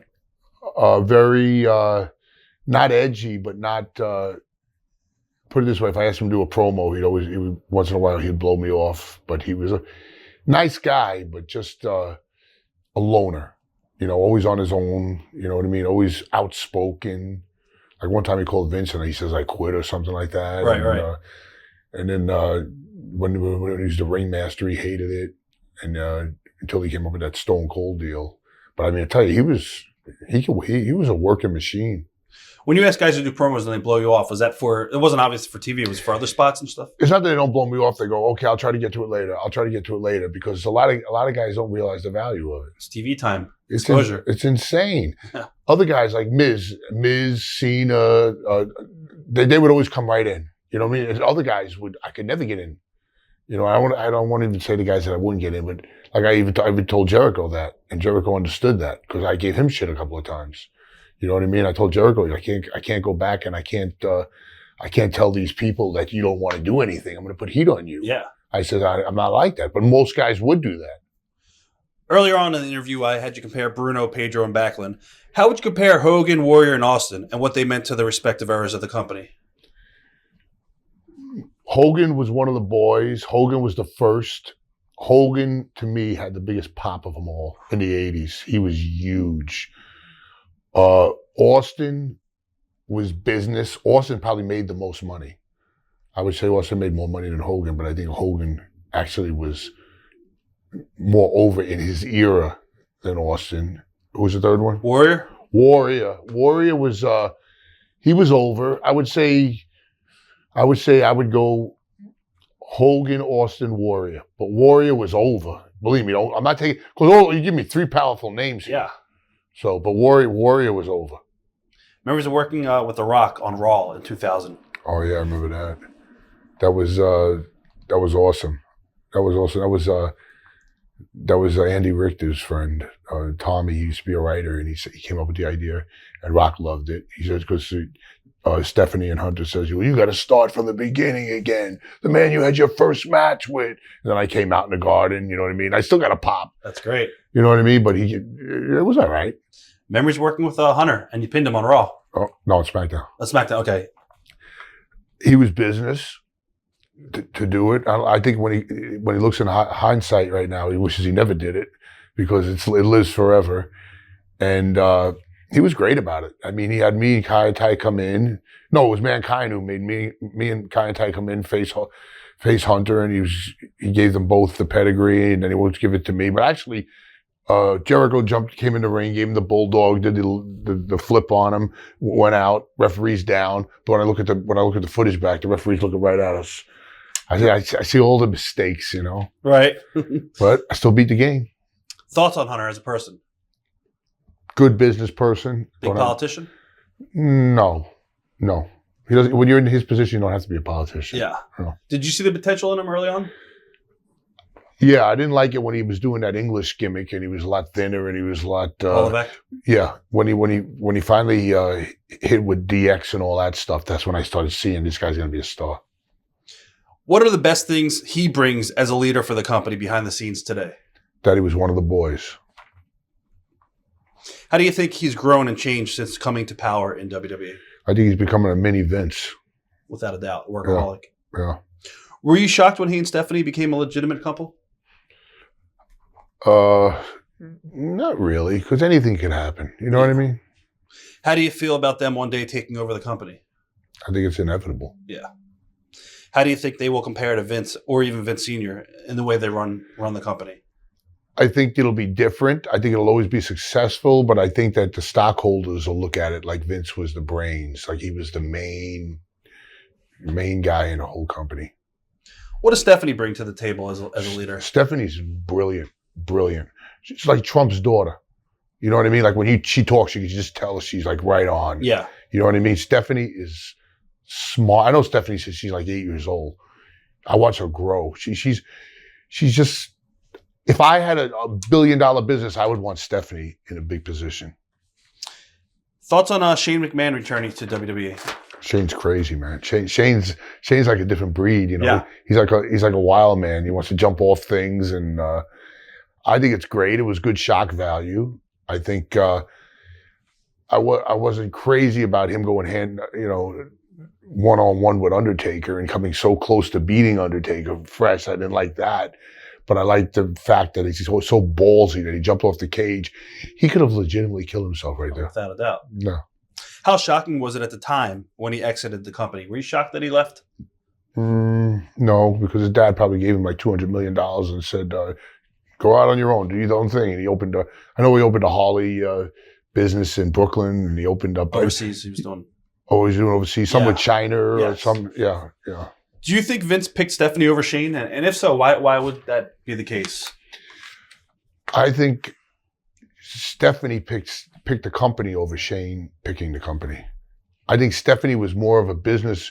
I'm not knocking Shane. Shane is, he's like I'm trying to look for the word, like a wild child. You know what I mean? Like Shane's wild. You give him the whole company, you no telling what he would do. Like he always says, I want to have WrestleMania on the moon. You know what I mean? Yeah. There's got to be certain limitations. Do you think Vince will actually ever give up control of the company to anyone, or is he just going to die in this business? Well, I think he's going to have no choice. He's 71 years old right now. You know, he'll be 72 in August. How long can you go? What do you think drives Vince? I think if Vince did not work in this business, he would die. Obviously, he has all the money in the world. So what do you think still drives him? I don't know. Because I think I think once you get that far and you grow a company that big, you just don't want to go sit on your yacht and go down to, go hang out in Hawaii. I don't know. I really don't know. No one will know. What drives Ted Turner to still be in business? What drives, you know what I mean? What are the best lessons you've learned about life in the pro wrestling business? The best things in life are do what you're asked. Don't ask any questions, and you'll get longevity. And then when longevity does not mean forever, and when the longevity finally parts ways, have no bitterness at all. I never have said a bad word about the company. Memories of the day WWE bought WCW. Oh my God, scary. Scary for WCW talent. I remember Buff Bagwell coming in and they told me they don't want him to wear the hat. Oof. We did an interview with Bagwell and he talked all about that. Me doing it? Telling him that? I don't think he brought up your name, but he buried Jim Ross a lot. Yeah. But he didn't want to wear that. No, the company comes to me and says, we don't want the hat on him. We want it to be a different identity. I says, you can't wear the hat. He goes, that's my gimmick. I am the hat, this and that. Right away, he can't have an ego. Yeah. But, I don't think he thinks it wasn't me. I didn't make the decision. Don't shoot the messenger. Memories of working, well, I guess what was your reaction like within the company when that all happened? It wasn't scary for me because I knew with my job. You were secure. I was secure because I had more people coming in and you're going to need more help. Do you remember working the gimmick battle royal at WrestleMania 17? Yeah, I do. I wasn't Doink. I was Kim Chi, wasn't I? I think so, yeah. Would you have preferred to work it as a Brooklyn Brawler? Probably, yeah. What led to the idea of you turning heel in New York and becoming the Boston Brawler? Oh my God, that really broke my heart. But they just wrote it in like that. They wrote in where they said if you take that New York Yankees shirt off and say now you're the Boston Brawler, they're gonna start a riot. I'm telling you, that was real heat. Did you feel like you were turning on the Yankees? I felt like I was turning on my all of New York, all of Brooklyn. Anybody from the Yankees organization contact you at all? No, but I did wrestle in Florida with George Steinbrenner in the first row with his grandson with the Yankee shirt on. Right. I thought that was pretty cool. Now, you said you've always wanted to work in front of the ECW crowd at the arena. I want to work in front of there like more than ever. You actually got to work, even though it's not the same thing. You got to work with Kurt Angle on ECW. Yeah, but that was the obviously. Bootleg ECW. Yeah, exactly. Tomorrow's like the really. Well, even though it's not ECW anymore. It was the same feel, and it's going to be the same type of crowd reaction. Because they just like, and I asked Paul if they would like me. He says I'd be a natural fit. Oh, yeah. And Eric Bischoff told me that's going to be the perfect place for me. Without a doubt. I want to produce, you know what I mean? I want to, like, what do they expect? Is it like it used to be? It's like the same kind of fans, rabid fans, and they're really, it's 1,000 smart marks. Yeah. So, yeah, and they're definitely going to pop for you huge, so. Yeah, but I mean, they didn't want to see, like, you come out with a bat, like Terry Funk with the barbed wire around the bat. No, it's not going to be that crazy. They don't, they kind of toned it down a little bit. But you could throw them outside, run them into you're just going to be a novelty there, and I think you're just going to get over just on the fact that you're the Brooklyn Brawler, Steve Lombardi at the ECW Arena. It's like a holy shit moment. Because that's the same arena that Paul Lee ran, yeah, right? Yeah, it's where he did all his TVs out of and everything. It's what. It's like it's my vision quest, like that movie. Yeah, I got to do it. It's going to be awesome. Thoughts on John Cena and his work for the company? He's a machine. John Cena's a machine. John Cena's an animal. He has a connection with the people. His work is not like Shawn Michaels, but he gets the people. He draws money. Why do you think so many fans rejected Cena for such a long time? And what do you think fans reject Roman right now? Do you think it's because he was forced down their throats? Yeah. If I force a steak in front of you and I force a steak in front of you and I don't want steak, you leave me alone with the steak, even though the steak might be delicious. You cannot force somebody to do something that they're not ready for. They have to make the decision on their own. Do you feel it's harder now for baby faces to be legitimate baby faces now? Yes. Why is that? Because I feel that the baby faces today get forced. The same reason. I think it's a lot easier to be a heel than a baby face. How could you tell somebody to love you, but you can certainly make somebody hate you? It's true. It's true. Do you blame the internet for that, or do you think it's just pro wrestling has lost the foundation it used to have? I don't like the internet in general because I think the internet's a bunch of fucking geeks sitting behind their desk and they can say anything they want and then it stays there forever, even though it's not true. It's bullshit. It really is. Well, I agree. And we can't call them on it because they're hiding. Yeah. They're like these little fucking bookworms. Exactly. Like everybody's had things said about them and you know damn well this wasn't true, that didn't happen, that didn't happen. But you can't tell nobody. And then there's going to be 1,000 people that say, oh yeah, but I read that. Exactly. Trust me, I know. Bullshit. Trust me. I know the whole deal. But it's bullshit. It really is. And I can totally relate to it. It sucks. Favorite memories of him personally and professionally? Famous memory of me and Undertaker is we're doing a double shot And Vince has a private plane, and it has no door going to the pilot's, what do you call that, the cockpit. Right. We're all drinking, we're having a good time. I go up to the pilot and says, "What's the odds on me flying this plane?" The co-pilot goes, "Why not?" He got up, he let me sit in the seat, and the pilot goes, "Turn it every so slightly, the wheel to the right." I did, and the plane turned a little bit to the right. Then I'm ribbing Taker, Kamala, Taker, and everybody. They can all see because there's no door. So I'm going like this, and I'm pretending I'm hitting the buttons and this and that. And Taker looks at me, and I look back, and he goes, and if you ask Undertaker to this day, he will tell you, Brooklyn Brawler flew an airplane with me in it. That's awesome. And then another great thing with him was that I got to wrestle him. Not many people could say that they faced Undertaker in the ring. What was it like? Oh, chills? Not so much chills, like the great, like the lightest touch, the most seasoned veteran you could ever be in a ring with. Memories of working Raw goes old school against Ezekiel Jackson. Oh God, I remember that. He was a good guy. I remember the exact match too. But it was just fun to get out there again. When you don't wrestle for years and years, and then they say, "Oh, you're on Raw tonight." Wow, man, that's cool. How excited were you when you first got your action figure? Oh, I was pretty excited. You know, I still have it to this day. I still sign a bunch of them. Much tomorrow, I'll probably sign about 50 to 100 of them. But Jack Specific says none of them ever sold. When WWE debuted at the Barkley Center, you were booked as a surprise partner, teaming with The Miz. I think it was Alberto against 3MB. Memories of that? Yes, yeah. Any memories? God. Oh yeah, huge memories. They called me up. The office calls me up. They go, "You're going to be working at the Barkley Center." And the person that called me up, I'm not going to say his name, but he goes, "I don't know how they're going to pull this one off." That's a great thing to say to somebody, right? Right. But so I get to the Barkley Center and I find out it's a 6-man. It's going to be me, Miz, and Alberto against 3MB. And I say to the writers, I go, "Oh, I guess I'm doing the job as usual." They said, "No, you're going over." I went, "Oh my God." Then I got to figure out what am I going to use for a finish. So I'm practicing all these different things. I got the mats in there. I'm going to do this big ass bump on top of Ginger. What's his name? Ginger You know the guy. Yeah. I don't know how to say his name. Ginger Mahal, right? Yeah, Ginger Mahal. Yeah. Mahal. Ginger Mahal. Yeah. So he's watching me do this thing, and I'm saying, "I'm not going to do this to you. I'll tell you what, I'm just going to use a Boston Crab." That's what I use to this day. Right. I use a Boston Crab. It's easy. Yeah. You can do it to anybody. You can do it to fat kids, skinny kids. You can do it to anybody. Why do you think that every so often the WWE made sure to include you in moments like that? And what did that mean personally to you? Well, it was nostalgic, first of all. They're going into Brooklyn. What are we going to give Brooklyn? First time ever in a Barkley Center. And it meant a lot to me. It freaked me out, man. All the little cameos, the garden, all these little things they did for me were it's like magical, man. I loved it. Now I got a ton. You know what would be equivalent to that? Me walking out tomorrow with Paul.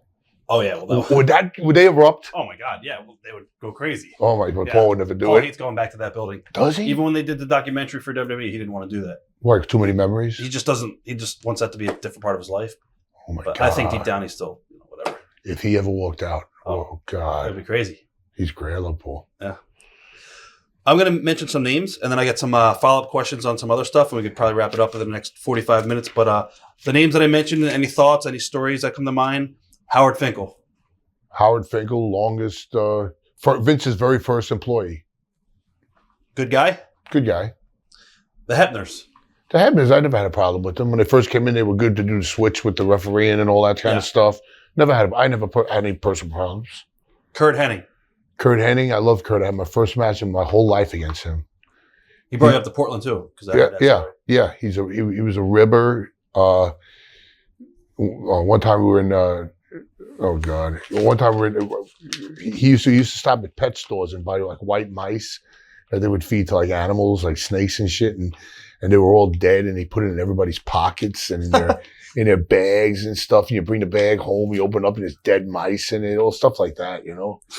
But great guy. Killer Bees. Brian and I just seen his partner Jim Brunzell. Jim Brunzell, from Minnesota not long ago. Good guys. Jimmy Snuka. I love Jimmy. I shared rooms with him. I traveled with him. I had discussions with him, and yeah, he was a character. What are your thoughts on everything that's going on right now? If you want to say, if you don't want to say. As far as what? The trial with him. Going back they're already making it go away because he's got Alzheimer's. Yeah, he doesn't even know his own name. Yeah. I talked to him about it. It didn't happen that way.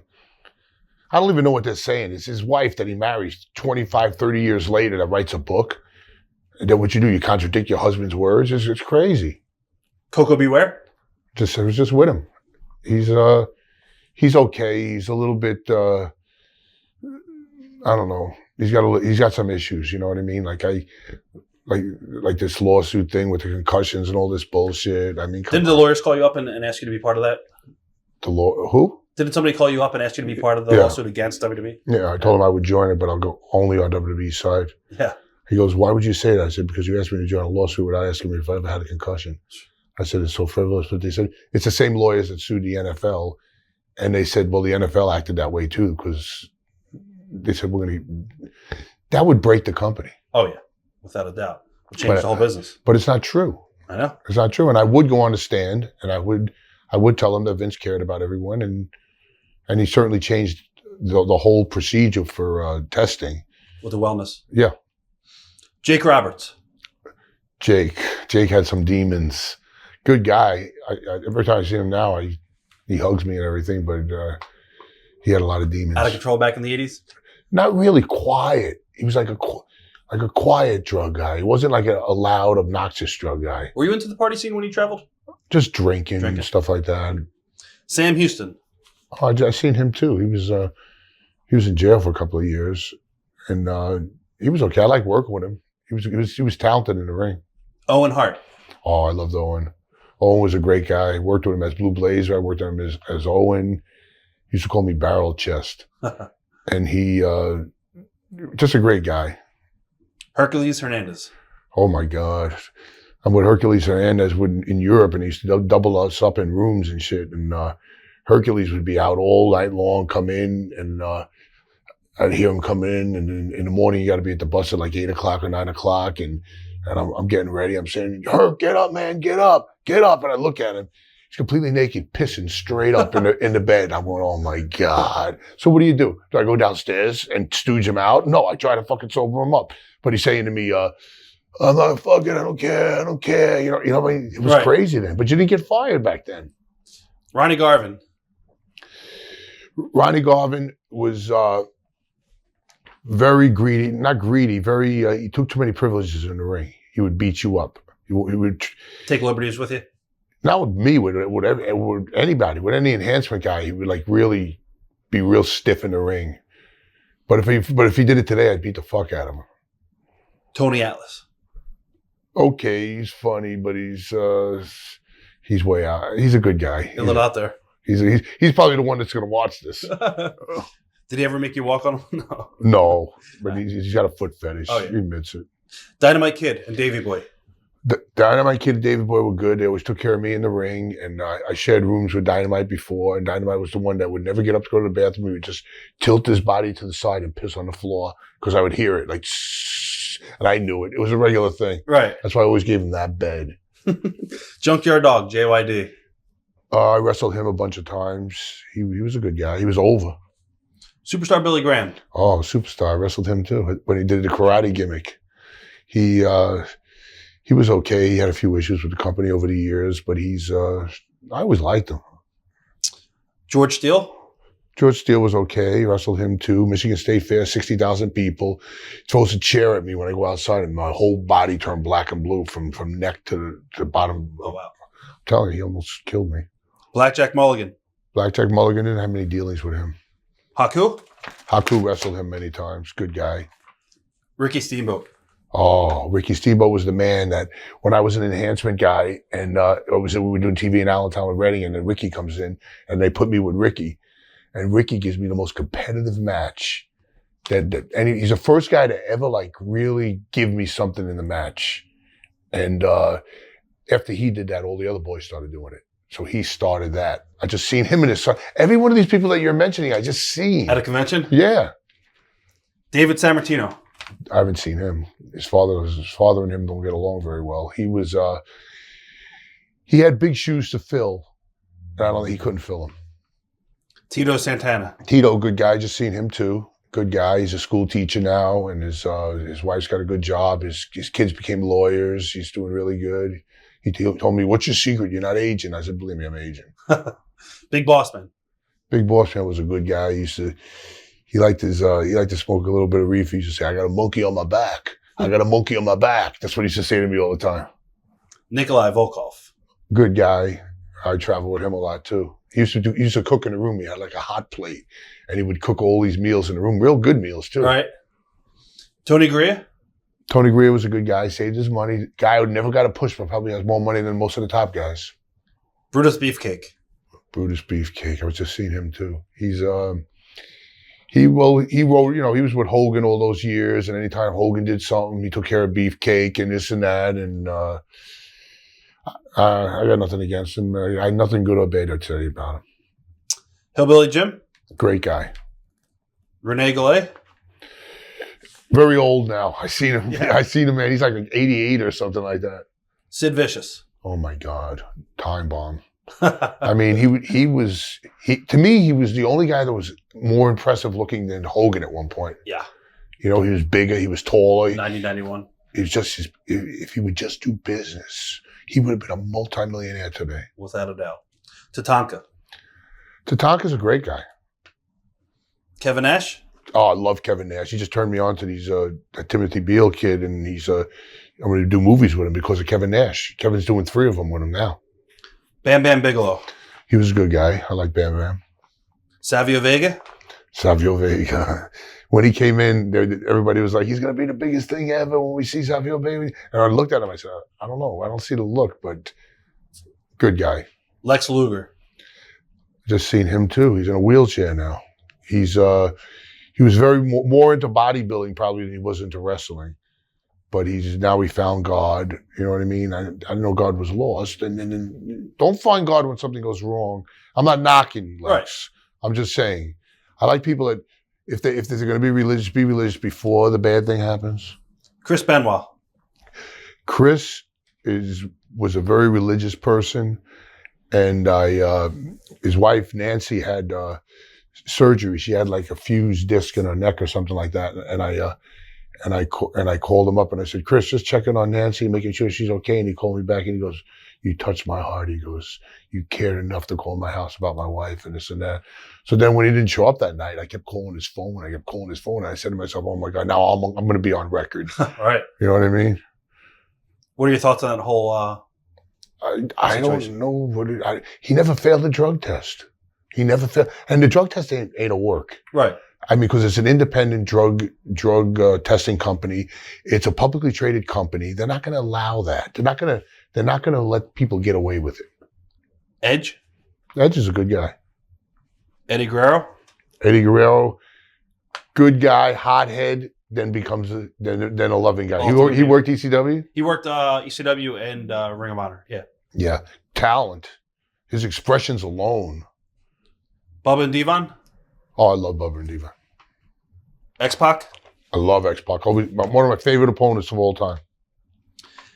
Memories of working your last match for the company against Ryback. Oh my God, that was all off of the 6-man, and then the day after Vince was kind of ribbing me over the whole thing. You know what I mean? Right. And then there's a whole story behind that I'm saving for the book. But the next day they put me with Ryback, and then Ryback had the ultimate respect. Did you see the match? Yeah. Ryback sold his ass off for me. Oh, yeah. You know what I mean? He didn't squash me. What was the key to having longevity in WWE? I don't think there's any specific answer to having longevity. Just be a good person, be a good-hearted person, and just do what you're told to do. It's not that hard. It really isn't. So pretty much you went to the company and you asked for your release? They didn't? No comment. Okay. Oh, that's right. Okay. There were some rumors that why you left the company or whatever. That's internet gossip again. Right. It was something about the Taz show or something like that. You had heat for calling the Taz show. That's one of those internet people. Not true then. Okay. Not true. CM Punk. Thoughts on Punk? I like Punk. I just watched a video with you and Punk.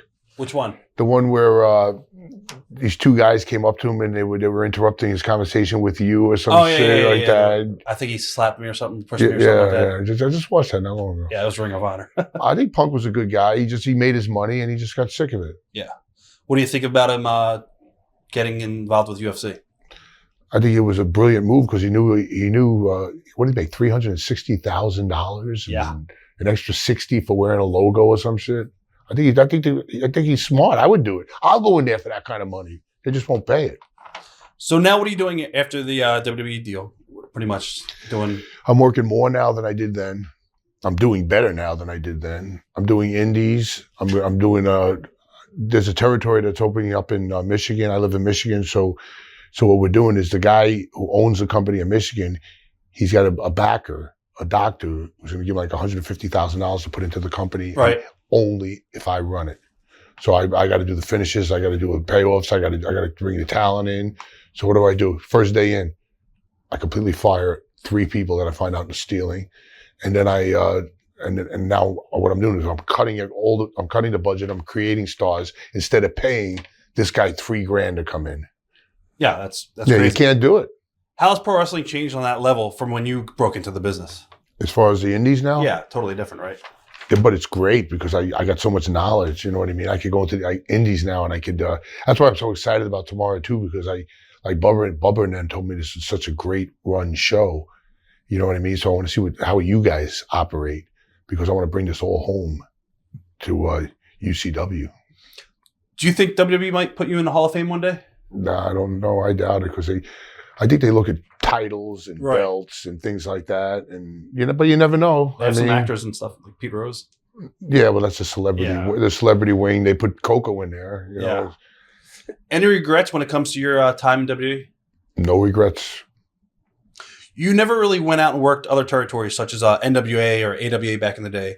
Why was that? And did you not regret spreading your wings beyond WWE, or were you just happy being? Well, the people that did that either got released or let go. I was just there forever. But I did wrestle in Memphis a couple of times. I wrestled in Japan 4 times. Beyond Hugh Jackman, any favorite celebrity interactions? Oh, yeah, Trump. I got along good with Trump. I got along good with Florence Henderson. I got along good with, there was so many of them. The Southern guy, the comedian, what the hell is his name? I forget his name now. I don't remember. Slipped my mind. You'll know him. You know who he is. He does all the comedy acts. He talks Southern. He did a movie with Santino. Did you remember? Yeah, I don't remember. Whatever. It don't matter. What is your advice for talents trying to get into the company? Oh, trying to get a company now? Trying to get into the company. Get cardiovascular fit. Be in the best shape of your life because they will destroy you. That's what Billy Gunn said too. Oh my God. They will take you to the limit. Like you see these shows, like these ninja shows, endurance. And then after you're all blown up and you can't take it anymore, then we're just going to start. But they're trying to weed out the ones that don't want it. The ones that want it, will make it. Would you ever want to return there one day? To where? WWE? Yeah. Are you pretty much? No. Why would I? Been there, done that. Been there, done that. Moving on, doing great now. What was your favorite cities to visit or arenas to perform in?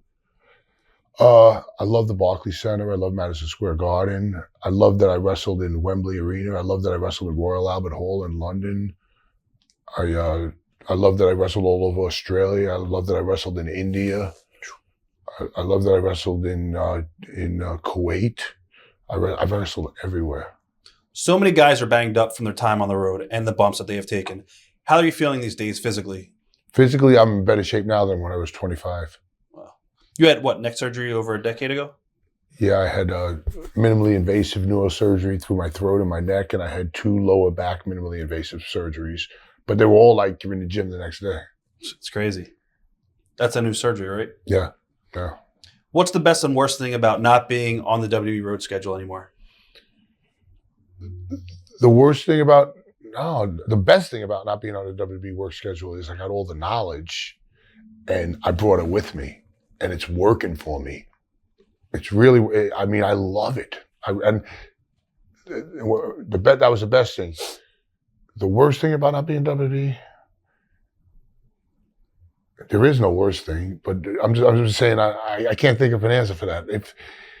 If I didn't take the knowledge with me, that would have been terrible. If I never had the mind to develop the knowledge from the WWE and grow with it, but they don't even realize what they did. They taught me everything. All right. They taught me everything. Anyone you wish that you could have wrestled that you never had a chance to wrestle? I never wrestled Cena. That would have been fun. I think I can't remember. I kind of wrestled everybody. Yeah, pretty much. From A to Z, Abby to Zabisco. Hmm. What message would you like to send to your fans who have watched and supported you over the years? The message I'd like to send to my fans who watched me over the years is, thank you. I appreciate it all, and it's not over. Look for me in the movies, read my book, and watch where I go. In closing, what message would you like to personally send to the McMahon family? I would send them, if I had to send a message to the McMahon families, I would say thank you very much. I appreciate everything that your entire family has done for me. I have no ill feelings towards your family. You gave me 32 years of employment. I have no bitterness. I will never say a bad word about the company. And just thank you. Thank you for the memories. TitleMatchNetwork.com